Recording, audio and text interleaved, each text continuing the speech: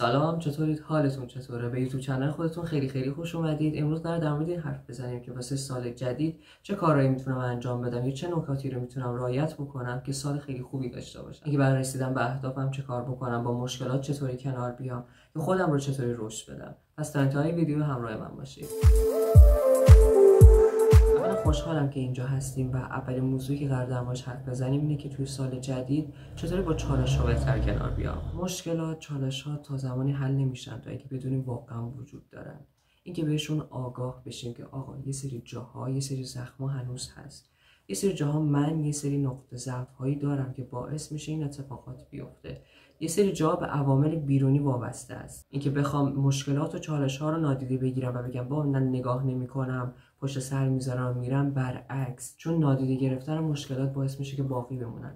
زخم سر جاشه، چه 6 ماه بگذره چه 10 سال بگذره، جای زخم و خود زخم هنوز باقیه. ترین کار اینه که اون مشکل رو حل بکنیم. امسال تصمیم بگیریم که نسبت به زخم‌های درونیمون به خاطر اتفاقاتی که در گذشته افتاده آگاه بشیم و این آگاه بودن رو توی خودمون رشد بدیم. اینکه بخوایم نادیدش بگیریم بزرگترین ضربه رو به ما میزنه. و خب هر اتفاق و چالشی که از بیرون میفته رو به خودمون ربط ندیم. مثلا خیلی از آدما به خاطر مشکلات و چالش‌های خودشونه که از ما متنفرن. اینکه مدام دنبال مقصر بگردیم بیشتر به ما آسیب میزنه. به نظرم یکی از قدم‌هایی که واسه سال جدید میشه برداشت خودشناسیه. اینکه من احساسات خودم رو بدونم، روی افکار خودم، روی اعمال خودم شناخت داشته باشم تا اینکه مدام بخوام تغییرش بدم یا باهاش بجنگم. بدونم که چرا این واکنشی که دارم انجام میدم، این رفتاری که دارم انجام میدم، ریشش کجاست. اینکه بدونم این احساسی که من الان دارم از خودم یا متنفرم یا یه کاری رو میخوام انجام بدم. مثلا قبل از اینکه یه هدفی رو، اکثرا واسه سال جدید ما اینطوری نگاه کنیم که یه هدفی رو بنویسیم و بخوایم به اون اهدافمون برسیم. قبل از اینکه اون هدف رو بخوایم بنویسیم خودمون رو بشناسیم، با توانایی‌های خودمون بهتر کنار بیایم. ببین آقا مثلا من این کار رو میتونم انجام بدم، این کار رو نمیتونم انجام بدم. همونقدر که مهمه ما بدونیم چه توانایی‌هایی داریم، اینکه بدونیم کجاها ضعفم داریم به ما خیلی کمک میکنه.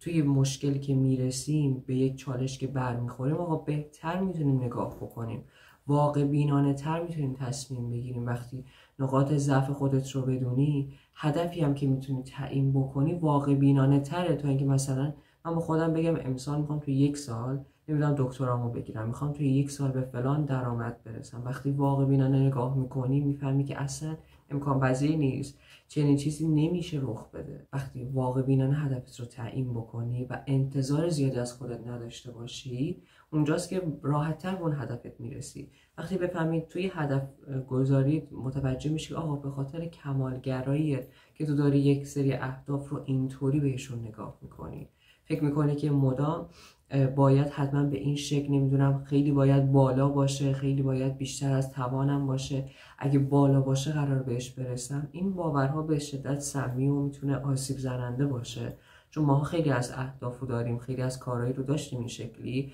که بهشون نرسیدیم و نه تنها هم نرسیدیم، دپرس شدیم، عصبانی شدیم، ناراحت شدیم دیگه. وقتی هم دیدیم که نشده خودمون رو از دست دادیم بیشتر. این مسیر خودشناسی انقدر قشنگی، وقتی آگاه باشم به عواطف و احساساتم انقدر به من کمک میکنه. میخوام یه تصمیم بگیرم، میخوام یه کاری رو انجام بدم، حتی میخوام به گذشته برگردم، واقع بینانه نگاه میکنم. دیدگاهی که نسبت به مسائل دارم واقع بینانه است. اینکه خودم رو مقصر بدونم، دیگری رو مقصر بدونم، همه رو گناهکار بدونم. برعکس، اینکه من از الان وقتی توی مسیر خودشناسی قرار میگیرم، به جای اینکه مقصر بدونم، به جای اینکه وقتم واسه گذشته بذارم، دوباره راه حل میگردم. اینکه تلاش میکنم که مشاهده‌گر باشم. و این مسیر خودشناسی، این مسیر آگاه شدن نسبت به خودت، اینی که من کیم، دنبال چیم، چی میخوام، من چه احساساتی دارم، من اصلا این نقاط ضعف رو دارم، من اینطوری با مشکلات کنار میام. اینکه خودم رو بشناسم، از بیرون به خودم اصلا نگاه کنم. همش ما داریم از درون توی افکار خودمون، چون میدونیم ما مدام افکاری رو به دوش میکشیم که مال گذشته هستن و هی هم میخوایم توی این افکار یکی رو مقصر بدونیم، یا خودمونه یا یک نفری دیگه ایه. به جای این کارا از بیرون واقعا به خودمون نگاه کنیم که چه واکنشی دارم انجام میدم. اگه بحث دعوای یک لحظه خودمون بذاریم مثلا جای اون طرف، جای اون کسی که روش داریم سرش داریم داد میزنیم، بگیم اگه من جای اون بودم دوست داشتم با من اینطوری واقعا رفتار بشه. یا در مورد این رفتاری که با خودمون انجام میدیم، با خودمون اینطوری تارگت میزنیم، به خودمون حمله میکنیم. مثلا اگه دوست من بود، اگه رئیس من بود، من باز هم با این شخص اینطوری رفتار میکردم. توی مقایسه کردن، چرا مقایسه میکنم؟ به خاطر اینکه حس ناکافی بودن دارم. احساس میکنم که بقیه بهترن و من بهتر نیستم. احساس ارزشمند بودن نمیکنم. یا توی روابط چرا دارم مقایسه میکنم؟ چون به انتخاب خودم شک دارم. باور ندارم به خودم. و وقتی آگاهیت رو افزایش میدی، میفهمی توی تصمیم گیریات واقع بینانه نگاه میکنی، خیلی خیلی خیلی بهتر میتونی انتخابهای بهتری داشته باشی.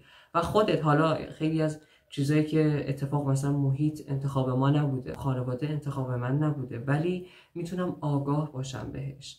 دیگه نمیرم بجنگم، دیگه نمیرم خودم رو سرکوب کنم، دیگه به اون دیدگاه میرسم که چیزی که انتخاب میکنم باشم اصالت منه، چیزی که محیط به من میده، چیزی که مثلا خانواده به من میده اصالت من نیست. و بعد از مسیر خودشناسی، مسیر خودپذیریه. اینکه خودم رو بپذیرم آقا من این نقاط ضعف رو دارم، نقاط قوت رو دارم، نمیدونم این خصوصیات توی ظاهر من هست، این خصوصیات توی نمیدونم جسم من هست، من اینجاها اینطوری رفتار میکنم. وقتی خودم رو بپذیرم، مسئله خودپذیری رو به نگاه بیرونی ربط ندیم. اینکه دیگران تعیین کنن تو چطوری به نظر بیای، اینا رو باید بریزیم دور. وقتی به خودشناسی کامل برسیم، این مسیر خودشناسی رو به قشنگی طی بکنیم، خودپذیری برای ما آسان‌تر میشه. پس حتما باید این دوتا رو مکمل به هم انجام بدیم. و توی خودپذیری من دیگه نمی جنگم.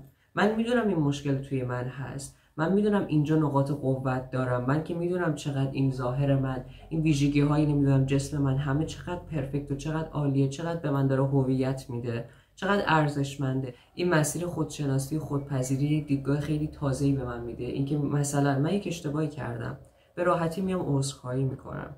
به جای اینکه نمیدونم توی روابطم رول بازی کنم، نقش بازی کنم، دیگه قرار خودم باشم. اینکه میفهمم نسلایی که بالاتر از منن یا نسلایی که از من کوچیک‌ترن، نیازها، عواطفشون، احساساتشون رو میدونم شاید من نتونم با اون اندازه درک بکنم، بفهمم، مثلا شاید مثلا دغدغه من نباشه، اما میتونم بگم تا یه جاهایی من میتونم بفهمم، تا یه جاهایی من میتونم همدردی بکنم، تا یه جاهایی میتونم اصلا خودم بخوام که دیدگاه خودم رو تغییر بدم، شاید اصلا دیدگاه خودم رو بخوام زیر سوال ببرم. و چقدر کمک کننده میتونه باشه این زیر سوال بردنه، به خاطر اینکه توی من تغییر ایجاد میکنه. اگه درست باشه با چقدر خوبه که درسته، اگه اشتباه باشه خب من دیدگاه خودم رو درست میکنم، خودم رو رشد میدم. که آگاه تر شدیم و تلاشمون اینه که این آگاهی رو توی خودمون رشد بدیم، قدم بعدی اینه که بفهمم چیا رو دوست دارم، از بودن چه چیزهایی توی زندگیم قرار لذت ببرم، چی دوست دارم یه تیکه از من بشه، یا خیلی ساده تر اهدافی که قرار تعیین کنم چیا هستن. خیلی از ماها وقتی میخوایم اهدافمون رو تعیین کنیم، گره میزنیم به چیزهای بیرونی و بیخیال خودمون میشیم. کاری که به نظر من میتونه امسال خیلی کمک کننده باشه اینه که خودم رو هم در نظر بگیرم توی اهدافم. این خیلی خیلی میتونه مفید باشه. چرا؟ چون یادآوری میکنه که کسی که قرار خوشحال باشه منم، کسی که باید رشد بکنه منم، نه اینکه بیخیال خودم بشم و همه چی رو وابسته بدونم به چیزایی که بیرونن. خودم هدف خودم باشم. کار مفیدی که من هر سال انجام میدم اینه که دسته‌بندی میکنم. این دسته‌بندی کردن چطوریه؟ اینکه به خودم بگم توی روابط دوستانم قرار چطوری باشم، توی سلامت روانم قرار امسال چه کارهایی انجام بدم، برای روابط رمانتیکم قرار چه کارهایی انجام بدم، برای تفریح و سرگرمیم قرار چه کاری رو انجام بدم، اهدافی که واسه تحصیلاتم قرار داشته باشم چیا هستن، یا اون پلنایی که واسه شغلم قرار داشته باشم. اینکه باز کنیم مسئله رو و جزئی تر نگاه بکنیم خیلی به ما کمک میکنه که موقع انجام دادنش دیگه حس بدی به خودمون نداریم، به خودمون فشار نمیاریم. اینکه آگاه تر هستیم به ما خیلی کمک میکنه. و الان که اهدافمون رو چارت بندی و دسته بندی کردیم، با جزئیات بیشتری میتونیم واردش بشیم. مثلا توی روابط رمانتیک من میخوام که فلان پارتنر رو داشته باشم، یا فلان تغییر رو توی روابط عاطفیم شکل بدم، میخوام روی این طرحوارم کار بکنم، میخوام فلان تفریح رو توی زندگی وارد بکنم، میخوام اینجا خودم رو اولویت قرار بدم. توی زمینه کاریم من مثلا میخوام با همکارام روابط خیلی بهتری داشته باشم، یا مثلا میخوام که دیگه با همکاری کار نکنم، کار خودم رو داشته باشم. مثلا مسائل تفریحی میخوام بیشتر با خانواده‌ام وقت بگذرونم، میخوام مثلا بیشتر کتاب بخونم. توی اهداف دوستانه میخوام دوستای جدید پیدا کنم، یا مثلا کسی هستم که تحقیر میکنم یا سرزنش میکنم یا مورد تمسخر دیگران قرار میگیرم، میخوام روی این اخلاق خودم کار بکنم، یا مثلا با فلان دوستم به خاطر فلان رفتارش قطع ارتباط بکنم. این چارت بندی کمک میکنه که خودت اولویت خودت باشی، خودت هدف خودت باشی واسه سال جدید و حس خوبی رو داشته باشی. وقتی این شکلی هدف رو با جزئیات بیشتری بیان میکنی و براش قدم برمیداری، خودت حس بهتری داری. اینکه میفهمی برای خودت چه قدم‌های مفیدی برداشتی، برای رشد خودت چه قدم‌های مفیدی برداشتی، حس و حال خیلی بهتری داری. دیگه خودت عذاب وجدان نداری بابت کاری که انجام ندادی. یکی یه سری از مسائل نذاشتن این ویژگی‌های تو ورژن بهتری از خودش رو ارائه بده، الان تو آگاه میشی بهش. یکی از اهداف من توی چنل اینه که بتونم آگاهی رو رشد بدم و برای سال جدید قرار این اهداف رو کنار همدیگه رقم بزنیم و این خیلی واسه من خوشحال کننده است. بهترین ها براتون آرزو میکنم و مطمئنم که وقتی تو این مسیر اومدید و واسه آگاهیتون دارین قدم میذارید، شما بزرگترین قدمتون رو برداشتید. بزرگترین قدم برای خودتون، اینکه انتخاب کردید خودتون رو اولویت بذارید و این خیلی زیباست. لحظاتی پر از نور رو براتون آرزو میکنم. خیلی دوستتون دارم و منتظرتون هستم و آمین که همیشه سلامت باشید. تا ویدیوی بعدی، خدا نگهدار.